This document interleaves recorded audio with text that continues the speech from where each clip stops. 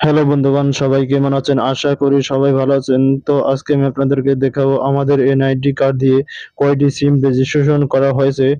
তো আমরা কিভাবে চেক করব সেই প্রসেসটি এখন আমি আপনাদেরকে দেখিয়ে দেবো।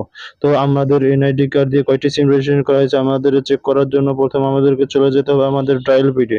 তো আমি চলে গেলাম আমার ডায়াল প্যাডে। তো আমরা এখানে একটি কোডের মাধ্যমে আমরা আমাদের এনআইডি কার্ড দিয়ে কয়টি সিম রেজিস্ট্রেশন করা হয়েছে চেক করব। তো আমরা ডায়াল করবো *16001#।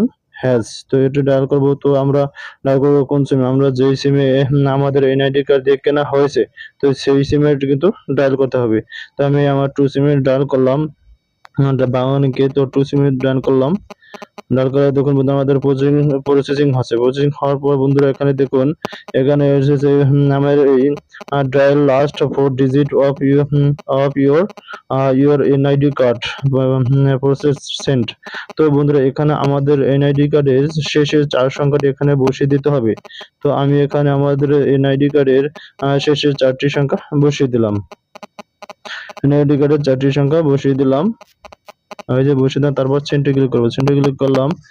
সেন্টার ক্লিক করার পর বন্ধুরা দেখেন your request has been accept. তো দেখুন বন্ধুরা আমাদের মেসেজটা কিন্তু চলে আসছে। এই দেখুন এনআইডি কার্ড এন্ড ডকুমেন্ট। তো দেখুন বন্ধুরা আমাদের এনআইডি কার্ড দিয়ে কয়টি সিম রেজিস্ট্রেশন করা হয়েছে সেটি কিন্তু এখানে চলে আসছে। তো দেখুন বন্ধুরা আমাদের কয়টি সিম রেজিস্ট্রেশন করা হয়েছে এখন আমরা চেক করব। তো আমরা চেক করব আমাদের এই দেখুন একটা সিম, একটি সিম, দুটো সিম, একটি, তিনটি, একটি, 4টি। তো বন্ধুরা এই যে দেখুন আমাদের এনআইডি কার্ড দিয়ে কিন্তু 4টি সিম রেজিস্ট্রেশন করা হয়েছে। তো এই সিম গুলো আবার দেখা যায় যে আমরা অনেক সময় অনেক এনআইডি সিম কিন্তু প্রয়োজন হয় না, সেই সিমটিও কিন্তু আমরা অফ করে দিতে পারবো আমাদের মাইজিবি অ্যাপস এর মাধ্যমে। তো এইভাবে কিন্তু আমরা আমাদের এনআইডি কার্ডটির সংক্ষেপে দেখতে পারবো, এনআইডি কার্ড দিয়ে দেখতে পারবো যে আমাদের সিম কয়টি রেজিস্ট্রেশন করা হয়েছে। তো ভিডিওটি ভালো লাগলে লাইক, শেয়ার এন্ড কমেন্ট করবেন।